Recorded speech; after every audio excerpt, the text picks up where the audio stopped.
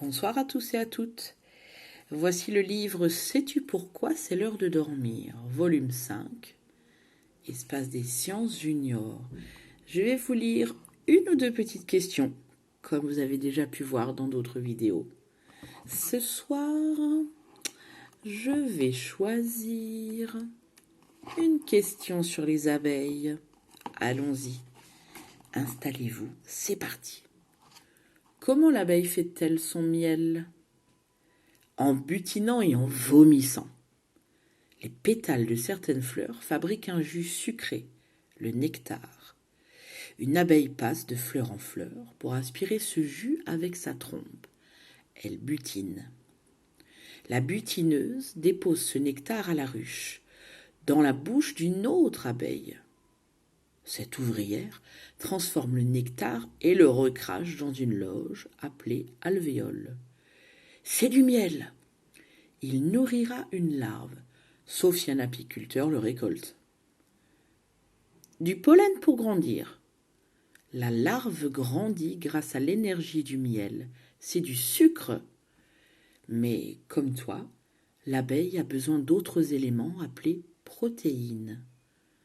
Toi, tu en trouves en mangeant de la viande. L'abeille, elle, mange du pollen. Observe une abeille sur une fleur. Cette petite pelote jaune sur la patte de la butineuse, c'est le pollen de la fleur. Voilà, c'était la question « Comment l'abeille fait son miel ?» Allez, faisons une autre. Comment dort un dauphin ? En nageant à la surface. Le dauphin n'est pas un poisson, mais un mammifère. Il doit remonter à la surface pour respirer l'air avec ses poumons. Quand il sommeille, le dauphin doit rester actif pour respirer. La moitié de son cerveau dort, l'autre est éveillé. Il est presque immobile ou nage lentement, parfois en cercle. Le bébé dauphin doit apprendre à dormir en nageant, mais c'est difficile. Sa maman ne dort pas beaucoup pour le surveiller. Et le phoque ? Quand il dort, le phoque aussi contrôle sa respiration. Il reste en surface, sur le ventre, ou fait le bouchon.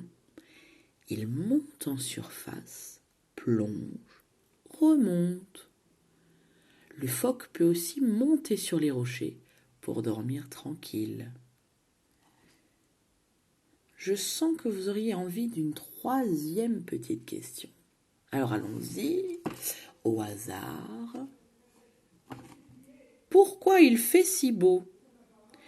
Parce qu'un anticyclone nous protège. C'est une énorme masse d'air sec et lourd. L'été, la pression est forte dans cette masse d'air. Si tu as un baromètre, vérifie-le. Cet air fait une barrière qui bloque l'arrivée du mauvais temps. La France est alors protégée des nuages, il fait beau. Souvent, le centre de l'anticyclone est au-dessus des Açores, ces îles au milieu de l'océan Atlantique. Sous la pluie, quand il fait froid, la pression de l'air diminue. L'anticyclone disparaît et ne fait plus barrière. L'air humide et les nuages traversent la France et il pleut. Nous sommes sous une dépression, le contraire d'un anticyclone. Elle n'est pas centrée sur les Açores, mais parfois sur d'autres îles de l'océan Atlantique au nord, les îles britanniques. Et voilà pour ce soir. J'espère que ça vous a plu et à bientôt.